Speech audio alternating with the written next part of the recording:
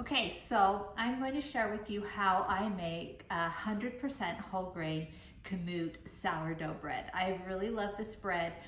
My understanding is that Kamut flour is significantly higher in protein and lower in carbs than your traditional wheat flour. And people that have gluten intolerances generally do better with this. This is a pure sourdough bread, so there's no yeast in it. It has just some very basic ingredients. It has the whole grain ground Kamut flour. It has your starter. It has water and salt. Now, because it is a whole grain and I like my bread a little bit lighter, I have slightly modified the recipe to add some apple cider vinegar and just a little bit of baking soda at the last step, which I'll show you later on in this video. That just helps make the bread just a little bit lighter. So the first thing you need to know is to make sure you have everything you need to make this bread. Now, don't be intimidated. Making sourdough bread, there's a lot of steps, but they're each really easy and it's not rocket science. There's actually a lot of latitude in what you can do and how long you can wait between steps, and you'll get familiar with it. There'll be a little bit of trial and error with your first couple loaves, but you'll get it down. It's really a lot easier than we think. All right, so these are the things that you need. This is the bread dough mixer. It's awesome. We will make a list of links where you can get everything on Amazon, but this really makes it easy. So you're gonna want that. This is what you cook it in. It's a ceramic coated Dutch oven. This is your most expensive item, but you really have to have it. You can't make the artisan sourdough bread without it. With the lid, you're gonna need a scale, because rather than using cups, you're measuring by grams and you need the scale. Oh, and it needs to be able to reset so that, like, if you put a glass jar on it, you can reset it to 0 so you can individually check your measurements. A small little sifter for your flour. This is your bread kneader. Really important, makes it so it's not a big mess. This is the bowl I use to mix my bread in. Some people will say don't use metal with sourdough, but I've never found stainless steel to be a problem. This is your proofing bowl. It's kind of, it's just a wood circular type basket thing. Then an ingenious thing is you just get a big box of hair nets to line it, and you're going to put flour in that. You can see I use mine several times before I throw it away, but it makes it very easy to clean that out. You will need parchment paper because you're going to line your cast iron tub with that, and you'll see all these things with each step. And then I've just got my ingredients. You'll need several different sizes of mason jars, a small elastic, and I need my bread on a silicone mat. It really keeps the mess to a minimum. So in just a minute, I'm going to show you the first thing we need to do, which is to take our starter that's been in the refrigerator for 4 or 5 days. This starter is just past its peak in growth, which is fine. So because you have to activate your starter. That's the first step in making your bread, is activating your starter. I'm going to show you how to do that in just a minute. Okay, so this is how you activate your starter. First of all, I'm going to turn my scale on and make sure that it's set at grams. And I'm going to put this is what I'm going to put my starter in. I'm going to activate it right here. So for this bread, I need 200 grams of starter. And so the first thing I'm going to do is, I always make a little more. I make 225 because you can add a little bit more starter. It's not going to give you a problem. I have got lukewarm water. Important to use warm water. It'll make your starter grow faster. And I'm just going to add it until my scale hits 75 grams or thereabouts. If it's 72 or 78, it's just fine. Okay, we are sitting at 76 grams of water. Now, I know that when I made this starter I need about 75 grams of starter. I'm going to stir it a little because I just want to get the equally activated. I found sometimes that it seems like the starter mix at the bottom may have a little bit more active yeast cells in it than that at the top. So I kind of cut it off. I know that this one's about 250 grams is about what I've got in this jar. That's going to be pretty close to 75 grams. Okay, I have to reset my scale. So now it's reading at 0. And I'm gonna add this to it. And okay, I have 68 grams of starter, so I'm gonna add a little bit more. All right, I'm sitting at 87. That's really just fine. Then I'm gonna reset my scale. And I'm going to add 75-ish grams of flour, of my Kamut flour. Here we're 39, 60, 70, I want a little, I want to make sure I've got at least 75 so it can be, okay, I'm at 78. Take it off my scale. I'm just going to stir it up with a knife. It kind of is a Play-Doh-y like mixture. Just really easy, you just kind of do it like that. And then I'm going to kind of push it all down right here.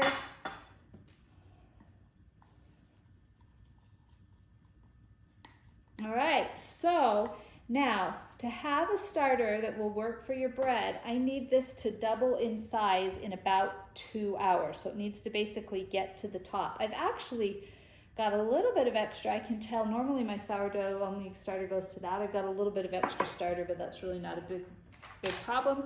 I'm gonna mark where the level of that sourdough bread when I start it with an elastic so I know when it doubles. So I've got a plastic mason jar lid. You don't screw it on tight, you want some air exchange. And because it's cold right now, it's winter, and so the house is about 70 degrees, I'm actually gonna put it in some warm water. I have warm water in this container, and every hour or so, I'll probably check it and put warm water back in it, because at this temperature, at 70, it's not gonna quite double for me. It's not gonna grow as fast as I need it to at 70 degrees. In the summer, when the house is like 78 degrees, it's gonna be fine. I don't need to put it in warm water. All right, now that we've got our starter for the bread activated, we need to refeed our starter that we keep in the refrigerator. Now, the best thing to do when you want to do a sourdough bread is find someone who has a good active sourdough starter. If you know me, I would be happy to share my starter with you. Now, I'm going to keep 75 grams of starter in 75 to 100 grams of starter into this container. So let's see how much I have in it right now. So to find that out, I have to take an empty mason jar and put it on my scale, and then I have to zero it out because I have to account for the weight of the actual jar. So now I've got it zeroed out. I'm going to put this jar on. I've got 177 grams of starter in here, so I need to get rid of about half of that. Now, you could make something with this starter. I try to keep my starters pretty small, so I'm only throwing away a minimal amount. I mean, there's great waffles. You can even just fry that up, but it's not that much I'm getting rid of, so I just don't worry about it. All right, that's 122. I really want to get it down to 100, so next time, it just keeps it so the next time I use it for sourdough, I'm not wasting it. Let's see how much we've got here. 92, that's good. All right, so now I want to add cold water to this because it's going in the fridge. I'm trying to get the growth on this one to be a little bit slower. So since I have 92 grams of starter, I definitely want my water to be right under that, so I'm going to shoot for 90 grams of water. Oops, you know what? I got to reset it. But since I didn't reset it before, I know that it's about 180 with the starter that I'm going to need. So I'll just do some math and we'll hit 180. Okay, 182. All right, now I'm going to reset it, and I'm going to add 100-ish grams of flour. I want a little more flour just so that my starter has plenty of food. I have found that if you're not making bread, you definitely need to divide your starter in half and restart it. To make a starter, it's equal parts water and flour and starter. I will do another video that just gives you a little bit of information on starters. Your starter is your key, and there's a few things to understand about it, but once again, it's not rocket science. I want a little bit more flour. I'm only at 93 and I really want to hit 100. Okay, there we go. And once again, I'm just going to take my knife and stir this up. Now, because this one's going in the fridge and it's going to sit for a while, this one is a little bit stiffer than the other starter that I made. push it down there. I'm gonna take this and scrape the sides. Get it down. Because it's gonna sit in the fridge, I wanna have clean sides on it. And you can see there's still some stuff, or I don't know if you can see, but there's still some stuff stuck on it. So this is my little trick for getting the stuff off the sides. All right, I just went and dampened a paper towel. I put it here, just reach my hand in and kind of wipe down the sides of the jar.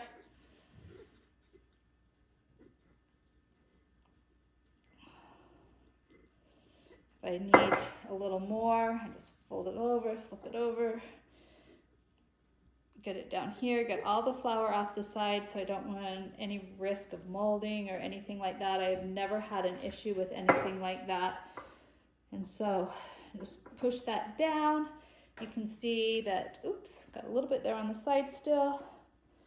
You can see that's just about the height of that elastic before. I'm going to get another white lid, set it on, don't screw it in, and it goes right into the fridge. And in a day or two, that will have doubled in height, and then you'll see it slowly drop back down to the line. It's really fine to use even once it gets down to the line, but you just have to cut it in half and activate it, so you've got a really strong starter when you make the actual bread. All right, my starter has doubled in size. It's got lots of good bubbles in it, and we are ready to do the bread. So, need my scale, put my bowl on, zero it out. Oh, come on, it was being slow. Okay, there we go. Zero it out, and first thing is I need 320-ish grams of water. So here we go, it's warm tap water. Lots of people say get filtered water, but you know, my tap water works fine. We do have a filter on it. All right, let's see, here we go. We are at 322, that will be fine. Now I'm going to just scrape in all my starter because I know that it's around 200 grams. It's a little more. I find it doesn't matter. You want to have your at least 200 grams, but if it's like 220, it doesn't really matter. So that's in. I'm going to take my whisk thing, stir it up just a little, not a lot. Put this back in here. All right, zero out my scale. Waiting, waiting, waiting. Now I'm going to add my 8 grams of salt. This one's a little tricky. 8 grams is more salt than you'd think, although it really doesn't add up to much. We're at 4, 5. And just hit 8. So done with the salt. Now, because this is 100% whole grain, I like it a little bit lighter. I am adding 2 teaspoons of apple cider vinegar to this mixture. This cap is about the size of a teaspoon. So there we go. And mix it up again. Do this one a little bit better till I feel like most of the salt has kind of dissolved into the mixture. All right, put it back on the scale. Zero out the scale. And we are going to add between 440 and 460 grams of flour. I should have just barely enough.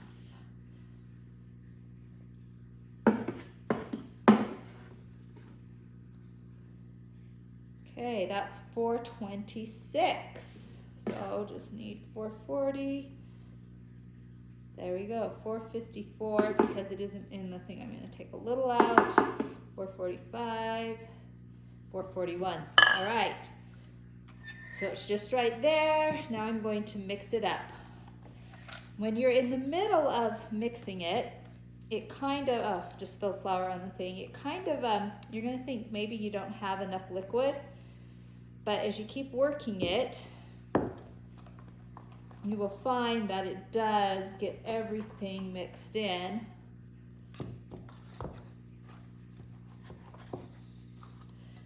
Do the sides. You can see this isn't going to take me too long. I've still got a little flour on the bottom and sides I want to try and incorporate.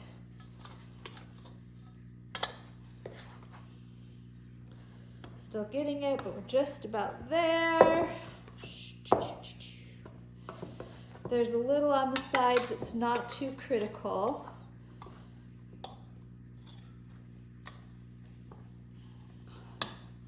Now this is the next part, just the wonderful part about doing sourdough bread is, you know, with a yeast bread, you have to like let it mix, and there's just a lot of kneading to it. Whereas this, you can see now we're basically all incorporated in, and just gonna put not an airtight lid, but one that's gonna help hold the moisture.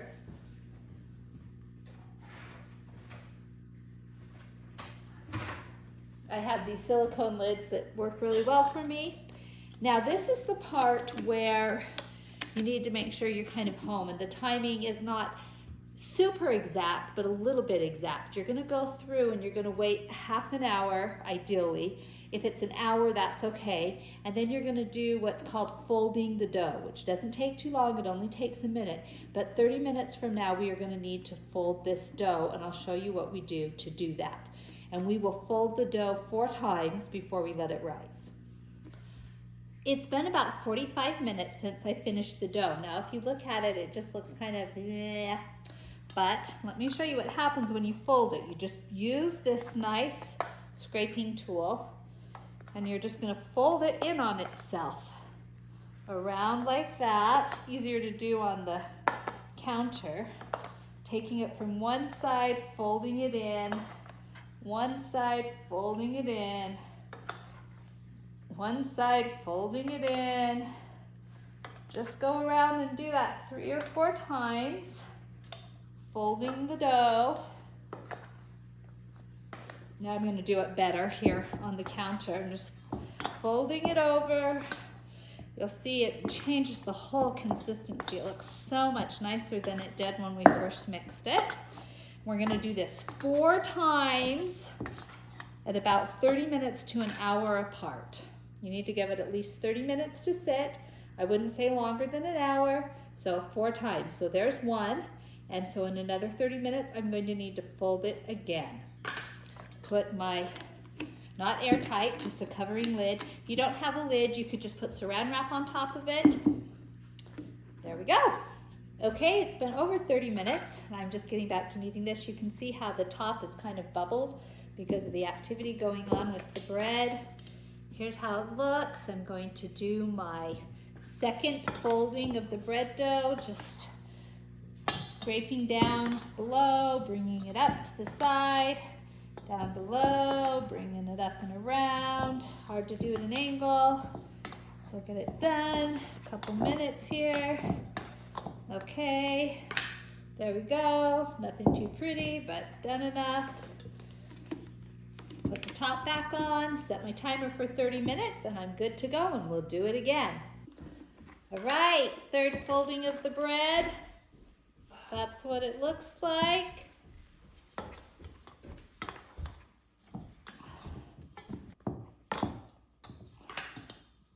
There we go. Cover it again. Set the timer for 30 minutes, and we'll do the fourth and final folding of the bread in 30 minutes. Okay, last time to fold the bread. You know the drill. Just fold it over on top of itself. And the consistency has really changed. It's gotten a lot more stretchy and elasticy, although Kamut flour or Kamut bread is never going to be as elasticy as others because it doesn't have the same gluten structure, but we've still built a really nice consistency for this bread dough, folding it over really, really good. Now we're going to let it raise, kind of like you do with traditional bread dough. Here's my size. I want it doubled in size. Now this can take anywhere from like 2 to 6, 7 hours, largely depending on the temperature of the room that you're in. Now let's say that it's nighttime and you don't want to stay up for this to happen. You could put it in the fridge. That will slow it down. It really doesn't matter. You just need to give it enough time to double in size. Now I want to hurry this rising process a little because I want to take it to the next step. Proofing it and put it in the fridge for that overnight. So I've got some hot water here, and I'm going to set it in the bowl with hot water just to encourage it to go. It'll probably take 2 to 3 hours. So now we just sit and don't worry about it, or like I said, if you need a longer time, you can always put it in the fridge. If it hasn't risen enough in the fridge, you can bring it out for a few hours to go to the next step. It's just to give it enough time to double in size. We're down to our final step before baking. The dough has doubled in size. Joey's going to kind of tip there, and I'm going to tip it out onto this silicone mat, which, like I said, makes cleanup so much easier. You can see there's some residue stuck to the bowl, so I'm going to gently scrape, not even gently, I'm just going to scrape that out. Get the last of the dough out of the bowl. All right, now, do you remember how we added vinegar to the bread dough when we first made it? And I said that we were going to be adding some baking soda just because it's a whole grain and I like it a little bit lighter. This will increase the height of your bread by 1/4 to 1/2 of an inch. That's not much, but it does make it just a little bit lighter. So what I do is I just lightly sprinkle that. It's just 3/4 a teaspoon of baking soda onto the bread, and it just kind of makes like a white powdery surface. But now I've got to get that mixed in. Sometimes you don't get it mixed in quite well enough and you'll have a few little dark spots in the bread. Doesn't really matter, doesn't really change the taste. You know, if you've ever done the volcano experiment with your kids and you let them put some vinegar and then you put baking soda in it, that's kind of what this does, except for that because your bread is denser, obviously it's not going to raise as much. So we're just kind of going to get that mixed in here good and re-knead this. Now we've got our proofing bowl right here that I said is, you know, the hair liner that you'd use at a beauty shop that they put on you, but it does a great job of just keeping your bowl so that it's easy to get the bread out of. You don't have to clean it. Like I said, I reuse mine 3 or 4 times, kind of until it starts ripping. And you're going to want to line it with flour nicely. A little sifter like this really works well. Overdo the flour, don't underdo it. It's very, very sticky bread. So now I've got that ready to put the bread in, and I'm going to take and finish putting this kind of into a pile, kind of like I did when I was folding the bread, just like that. And then I'm going to sprinkle a little flour on it. I want to get it well coated with flour. So I'm just going to sprinkle it here on the tops and around the sides. You can see there's quite a bit there. And I'm just going to kind of gently roll and shape this bit of dough, get the flour around it, all around it, shape it. I think I need a little bit more here on the back. Get all nice and smooth.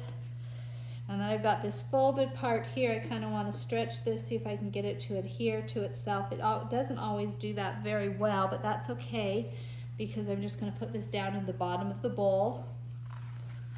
So I've got a nice ball of dough.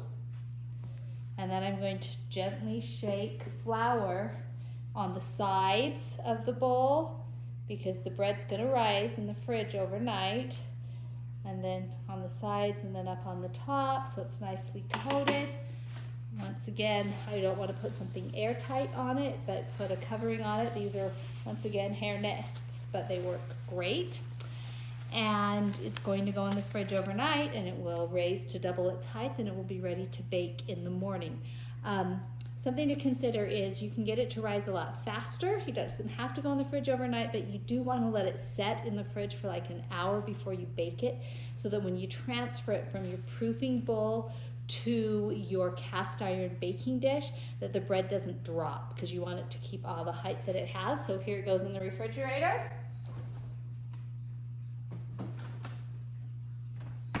And tomorrow morning, we'll transfer it into the cast iron baking dish and we will put it in the oven. We're just about ready to bake the bread. Now, you're going to want to line your ceramic coated Dutch oven with some parchment paper. It will make cleaning it a lot easier, make it so the bread doesn't stick to the sides. I've actually got a new roll of parchment paper here. And what I do is I cut out a square of it, just pull it out till I know I've got my square size, make a cut,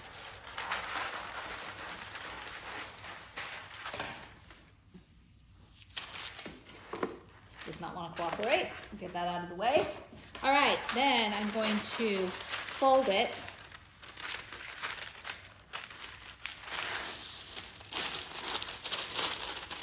And then fold it.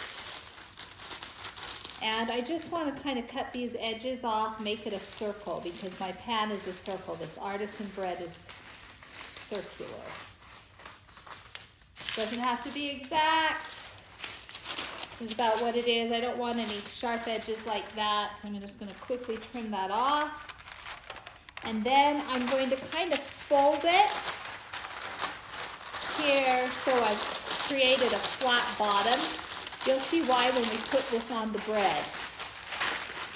If I didn't already have my oven or my Dutch oven in the oven, I would just get this set in there, and I should have done that. But all right, so I have already preheated the oven to 425 degrees, and in the oven is the Dutch oven that I'm going to be cooking it in with the lid.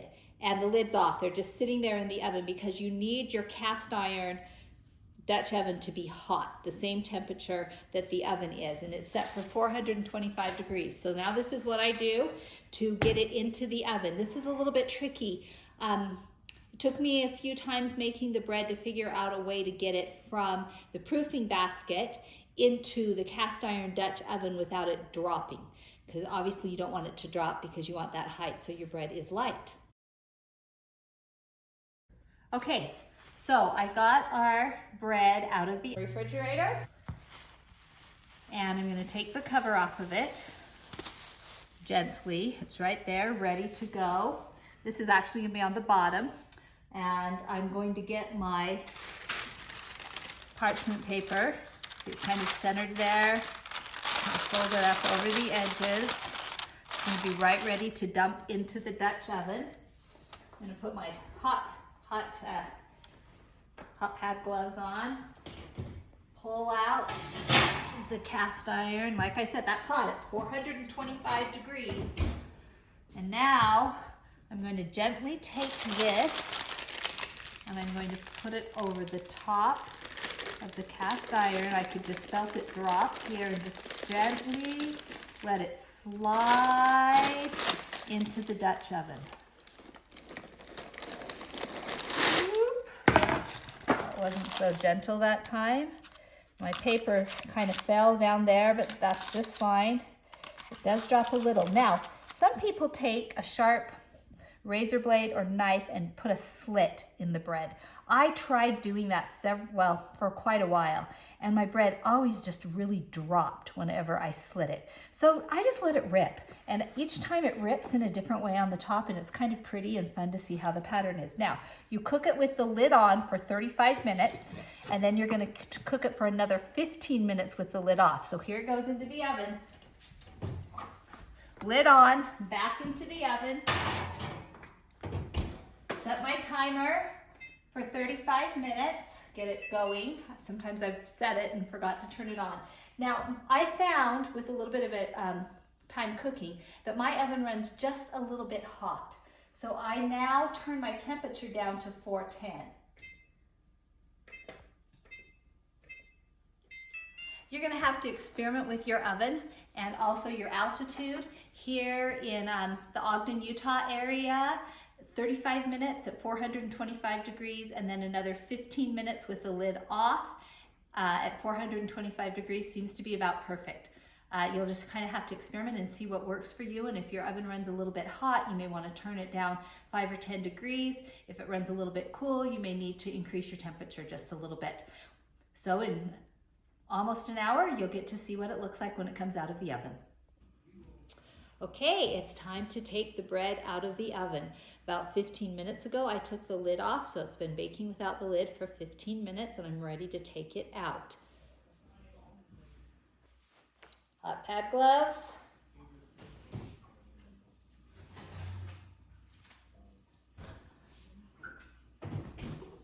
Now you'll notice that I put a towel right here on my glass top oven because I didn't want to chance the glass cracking. And now I've got the bread done. Doesn't that look pretty? I'm going to gently take it out here. Roll the parchment paper over, flip it out here and let it cool. In about 5 minutes, it'll be cool enough that I can cut a slice and have a fresh piece of hot sourdough Kamut bread. Enjoy.